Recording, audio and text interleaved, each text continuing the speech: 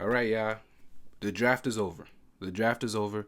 Day one and day two. I don't like that it's 2 days. Of the draft is now completely over.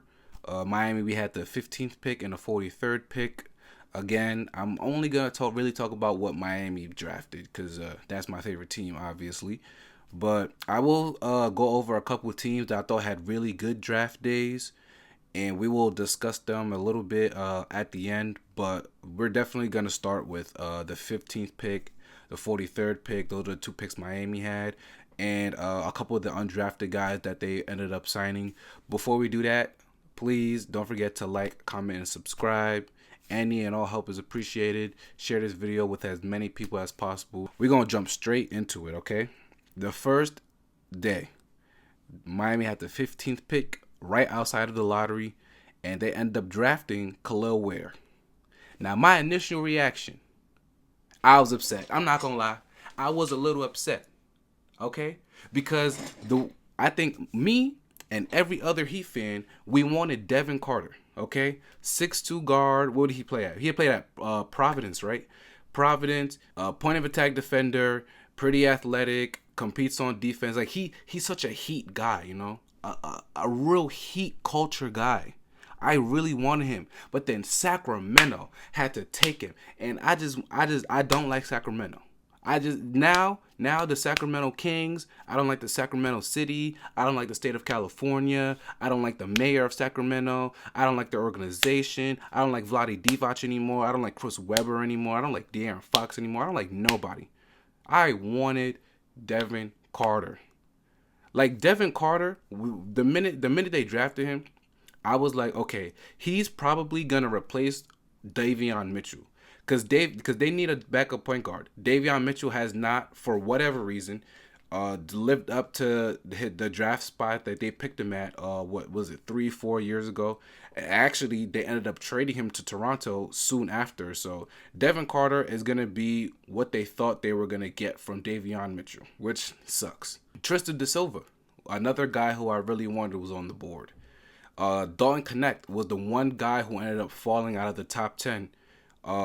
He was a shooter, obviously All American from Tennessee. He was cooking. The guy can shoot the hell out of the ball. He ended up falling as well. But Miami elected to go with Khalil Ware. I was upset, but I need to look at it on the bright side. I gotta look at it on the bright side. Okay, what can Khalil Ware do? All right, he is 7 foot. He's a 7'3" and D center, as Adam Simon had said. He can shoot the three. He shot it at like 40 or 41% at Indiana last season under Mike Woodson. He did shoot them at low volume. Like he only attempted 43 throughout the year, so that's not very high volume. But when I watch him shoot the ball, like he has good mechanics. Like he has a good shot.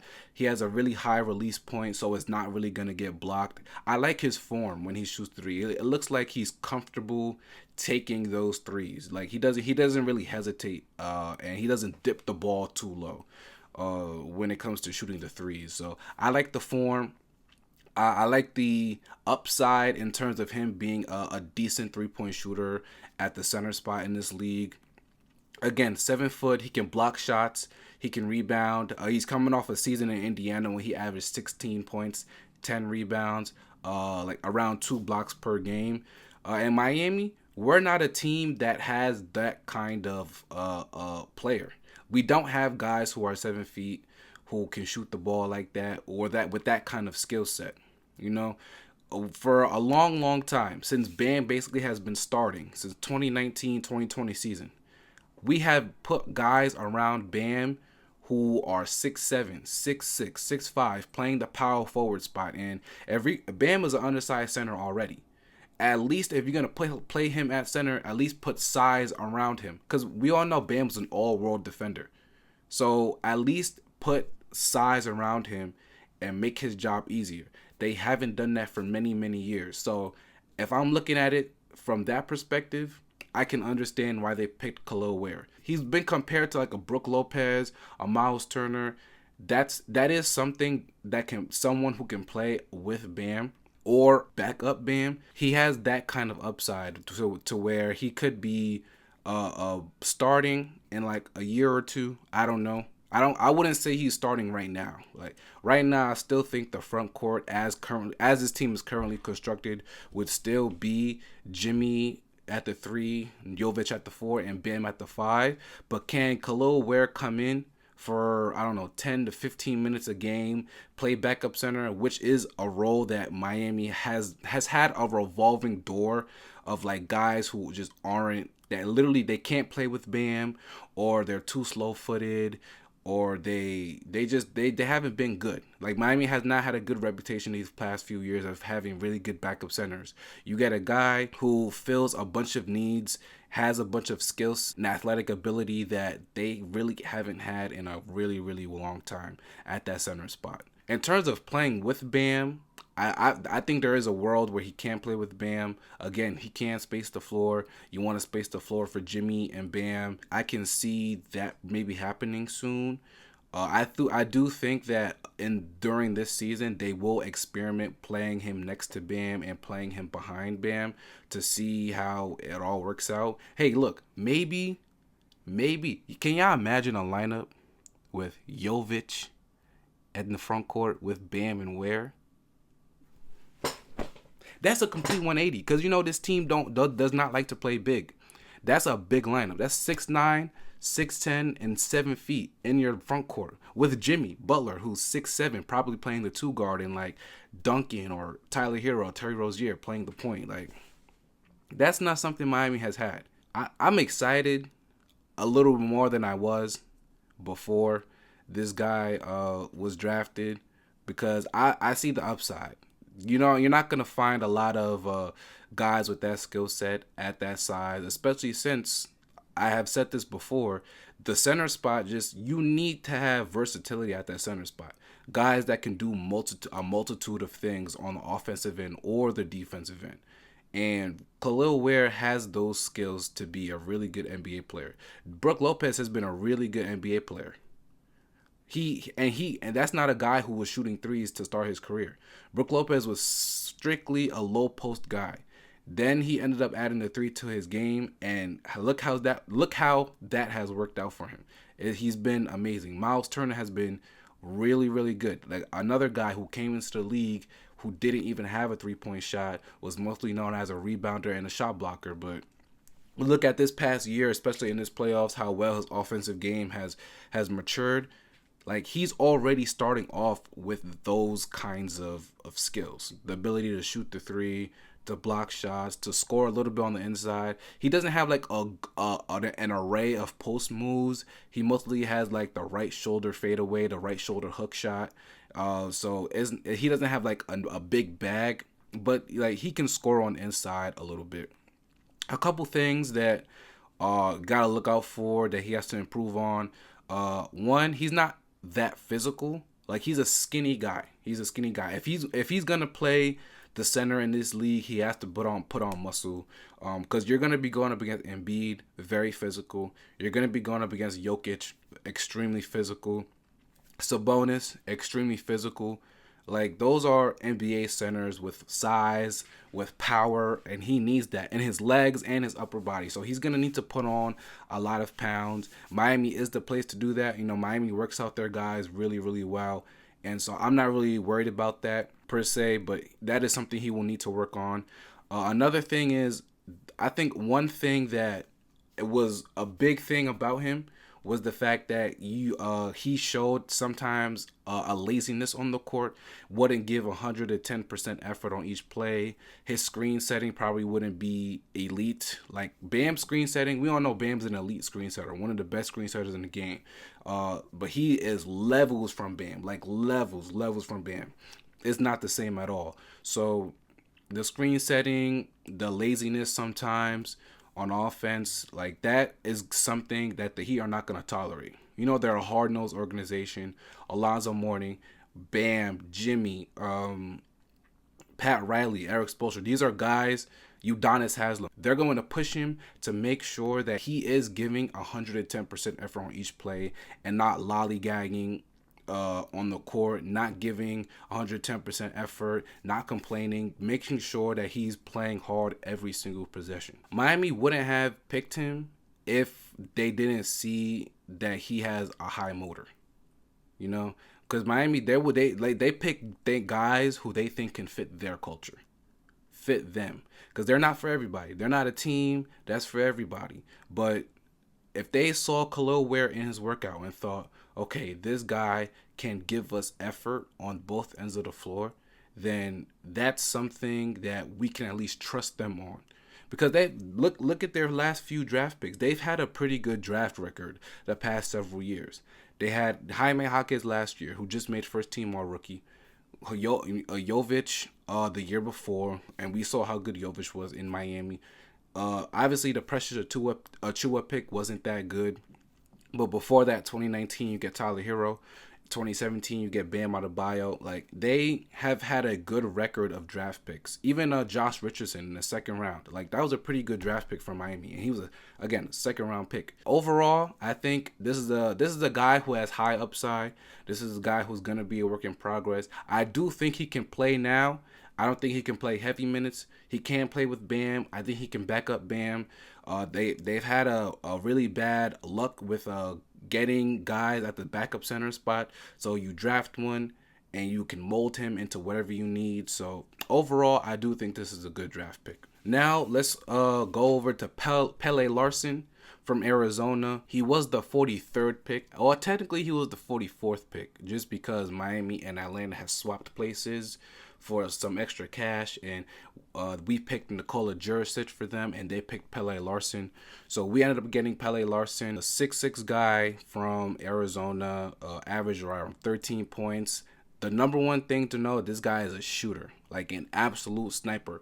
He shot in his career about 40%, a little under 40% from three for his career. He has great form on his shot. He has a quickness to his shot. He can shoot off the dribble. He can shoot off a pick and roll. He's really good at relocating into space on the 3-point line. And you know, Miami, with the amount of DHOs that they run, the way they run it with Duncan Robinson and Tyler Hero, like, I think he can fit very well into that system. I think Miami knows a guy. Like, this is a guy who can play right away. He is 6'6", like I said. He has a pretty good in terms of a body. He's not skinny. He has a pretty good size. I like his defensive versatility as well. He's not like a lockdown defender. He's not a lockdown defender by any means, but he knows how to use his body. He moves his feet. He's tough on that end. He might get into passing lanes. He knows how to keep guys in front of him. I know everybody saw that clip of him locking up Jaime Jaquez a year ago during their Pac-12 championship game. So there's defensive versatility there. I like his size at 6'6", a guy that can play right away. Yeah, you can run plays for him right away. I'm very excited to see him in Summer League. On one thing, though, I feel like nobody has talked about, but he's a really good lob thrower. There's a lot of times where he would run pick and roll, and it wasn't a lot. He didn't have the ball in his hands a lot.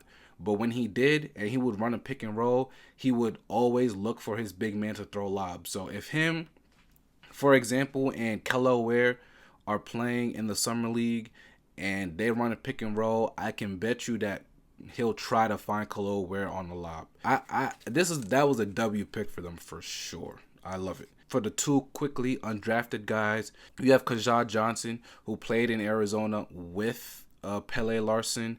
6'7" guy, very athletic. Like, we're talking about like Zach LaVine levels of athleticism, okay? We're talking about a guy who, if he gets the steal and he's on a fast break, he's windmilling it. You feel me? He's not soft dunk. Like, this is a guy who wants to dunk the ball with authority. He's getting lobs. He's cutting to the basket with ferocity. Like that, I kind of like that, because Miami does not have athleticism. That's what's so annoying. Bam is the one guy who's athletic, but they don't have a guy like Zach LaVine kind of levels of athleticism. I'm really glad we were able to pick him up. This is a guy who even the Miami Heat didn't think he'd go undrafted because of the skill set he had. But here he is. He's undrafted. Now Miami has him on a two-way. He has good frame. Again, at 6'7". He spent 5 years in college. Only one season, which was this last season at Arizona, did he shoot well from three. So the 3 point shot is gonna be a big thing that he needs to work on. Again, he's gonna be mostly be in a G League probably because he's on a two-way. He's not really gonna be playing during the regular season. But this is the work in progress. This is a guy who's gonna be a work in progress. You know what I'm saying? So the 3 point shot is probably gonna be one of the things that he needs to work on. His shot, like sometimes he dips it a little. You know, Miami doesn't like. They fix things like that. When you shooting the ball and you dip it first before you shoot it, they're gonna fix that. That's something that they're gonna work on. Miami has pretty good shooting coaches, so I believe that he can be a good like upside prospect. I don't He's not gonna be like an all-star or something, but can he be a really good role player for Miami? Absolutely. So I love the pick then. And then their second undrafted guy, you got Zion Pullen from Florida, about a 6'4" guard. Uh, I love his playmaking. I was literally just watching his highlights to get a feel for him. I didn't really hear about him at all through this draft process. So he went to Florida. Really good feel for the game. He's a very good pick and roll operator. Very good passer. Can throw lobs. Can If you're cutting to the basket, he's gonna find you. If you're open on the wing for a three, he's going to find you. All right.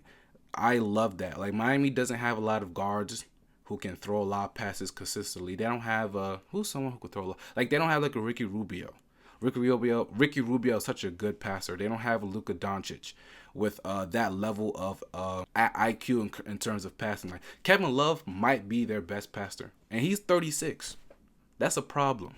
So I like that they're taking a chance on a guy who spent again. He's also someone who spent 5 years in college. Somebody with that level of IQ. I like his. I do like his offensive game. Didn't shoot a lot of threes. Shot what let me. I have it right here. He shot 37% from three, which is not bad, but not on high volume. He only averaged like 2 attempts per game, and a lot of his threes weren't like they were self-created threes. They were like threes off a screen. They weren't. I didn't see a lot of like catch and shoot threes. I didn't see a lot of relocating threes. I didn't see a lot of DHOs. Even if they ran a DHO, it would be a DHO for him to get the ball and to like dump it off to someone else or to like get into the paint. I saw a lot of attacking closeouts. He looked really comfortable in the lane. He doesn't have like great speed, but like he has pretty good speed to get downhill, pretty good acceleration. I do like these two undrafted picks for sure. These are guys that Miami needs a lot of offensive help. And I'm looking at Kashad Johnson, who has that level of athleticism. I'm looking at Zion Pullen, who has such a good feel for the game and is a really good passer, can get downhill, high IQ. I do think a lot of teams have pretty good drafts. Like I like, I don't wanna compliment them, but I do think the Portland Trailblazers are a team that had a good draft. I like Zach Edey for Memphis. They are a team that tried to trade up to get Donovan Clingan, but Donovan Clingan ends up going to Portland. I do like Zach Edey though, for Memphis. Like Zach Edey, some people had him going undrafted. Some people thought he was going to be like in the 20s. Some people thought he might be a second round pick. But if you think about Memphis, a team that wants to compete for a title, they don't have a starting center. Their starting center was Steven Adams. They traded him because he had the knee injury. So Jaren Jackson Jr. is playing center. Jaren Jackson Jr. cannot play center. He is not a he's a 4. That guy is a 4. He is not a 5. He cannot play 5 because he can't rebound. And Memphis is a team that relies a lot on rebounding because it gives them second chance opportunities, and they're a team that wants to run fast. So if you can't get rebounds consistently, then you should not be playing center.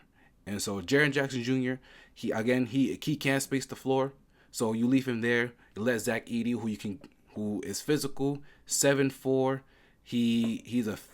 You're probably going to be playing drop exclusively with him. We'll see if he can be able to switch on. Like, I don't think he can switch on to De'Aaron Fox, I'll be honest. But maybe he can later on in his career. But I do think that's a pretty good fit. I wonder if he's going to start because, again, they don't have a center. They might pick up a center on free agency, like Andre Drummond is a free agent, for example. I think Mason Plumlee is one. But are those guys do you want those guys to be your starting centers? I don't, probably not. So he might walk in and he might be like a 25-minute a guy, a 30-minute a guy center. So I'm interested to see how he fits there, how he fits with John Morant, how they run pick and roll, how he is on defense. Those are the things I'm going to be looking for. But I do like that pick for them. Rob Dillingham going to Minnesota. Are you kidding me? Minnesota? They got the best ball handler and probably pure scorer in the entire draft. Like, Rob Dillingham is a bucket. And he's going to go and he's going to play with Anthony Edwards. And he's going to learn from Mike Conley on how to play the point guard position. I mean, are there two better guards to learn from than those two guys? Probably. Maybe you could obviously make one for, like, maybe learn from Curry or something. But, like, Mike Conley has been so good for so long, such a steady point guard.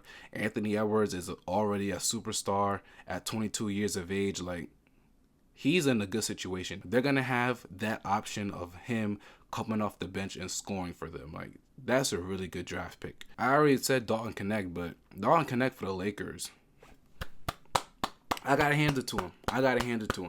Dalton Knecht going to the Lakers, he fell out of the top 10. I don't know why he fell out of the top 10. Like, it's because he's old. Like, there are a lot of older guys in this draft class. There are a lot of guys who are 23 years old, 22 years old, who spent 4 or 5 years in college. But to me, like, if you're skilled at something, then you're just skilled at something. It doesn't matter if you're 20 years old, if you're 18 years old, or if you're 23 years old. Like, Dalton Knecht can shoot the hell out of the ball. He's one of the best shooters in this draft. And a lot of teams, including my team, but I'm not going to be upset about it because we did get Pele Larson and we needed someone who's 7 foot. So, but at 17, like, you get the Lakers got somebody who can play off LeBron, play around Anthony Davis. You need shooting around those guys, and they're a team that struggled the past like 2 seasons, I would say, with getting consistent shooting. So I thought that was an absolute steal for them. And of course, the big headline, even though he's the number 55 pick, LeBron James gets his son on his team. The Lakers draft Bronny James Jr. Okay, some people are complaining about it, and I kind of get it, but like, there was 58 picks in this draft. 58. He was number 55. He almost didn't get drafted. Like, so what if the Lakers drafted him because LeBron's on the team? Like, nobody cares. Like, this is a guy who he spent a big portion of the season coming off the bench for USC. He didn't have a great season just because he didn't get the opportunity to. I personally would have loved if he stayed another year so he can develop a little bit more and get more playing time. But that's over and with now. He's gotten drafted. He gets to play with his dad. I don't think that's that big of a deal, honestly. Like, it just shows the longevity of LeBron James. Like, LeBron James is going to be entering his 22nd season and gets to play with his son. Like, that's crazy to me. That is absolutely crazy to me. And LeBron is still good. Still one of the 10 best players in the league. Like, you can't even argue that. But he's gonna be with his dad, and he's gonna learn a lot. And obviously, JJ Redick is their coach now, so that's like JJ Redick. We won't know how good of a coach he will be, but he is someone who's very smart. He's very educated. He knows the game of basketball, so I think he'll develop fine. I don't know what kind of player he will be. I'm not going to compare him to LeBron James because he's not LeBron James. No, a lot of people aren't going to be LeBron James, even his own son. But we'll see what kind of player he ends up being. I don't really think it's that big of a deal. Congrats to him. But I thought overall, I did think the Lakers had a pretty good draft. I'm trying to think. Did any other team had really good draft? Oh, I like Utah. Utah getting Kyle Filipowski. In early in the second round, getting Isaiah Collier in the first round, and they got Jalen Williams' brother, Cody Williams, in the 10th pick. I thought that was a pretty good draft. Stealing, I think Isaiah Collier at 29 is a steal. He's an absolute steal. Not a perfect product. He also played at USC with Bronny, but a big, strong, like 6'4" guard who can bully you in the paint. They're a team that's sort of rebuilding a little bit, but if there's space for him to play, like hopefully he can get some minutes. I think that's an absolute steal at 29. This draft wasn't riddled with high level talent like next year's draft was gonna be or the previous year draft was, but I think you have a lot of players who they're pretty although everybody's pretty good at something, one thing or two things, and I thought a lot of teams did well to pick what they needed, pick high upside guys or guys that can play right away. I do really like Miami's draft. I thought Miami had a very, very good draft day, drafting Pele Larson and Khalil Ware, getting Kashad Johnson and Zion Pullen off the undrafted board and citing them both to two ways. I'm excited. Summer League, June is almost over. Summer League starts in early July. Probably, I don't know, July 7th or something. The Las Vegas one starts on like July 12th. But like the other ones start like a little bit before that. So I'm excited to watch our guys play. I'm excited to see free agency. Free agency starts pretty soon. A lot of guys who are on player options. I think we should find out by tomorrow if they are going to opt in or opt out of their contracts. Paul George is the big one. He has the player option. Will he opt in and then ask for a trade, or is he gonna opt out and go somewhere else? We don't know. He's a big domino that everybody's waiting for to fall. So we should find out by tomorrow or Sunday what all these players who have player options do. But until then, that's probably gonna be my next video. All the news on the free agents, all the free agents and the extensions and the signings and all that. Again, thank you guys for watching. This video went a little bit long. I hope you guys watched it all the way through. Hope you guys learned something. Again, please don't forget to like, comment, and subscribe. I'll see y'all next time. Peace.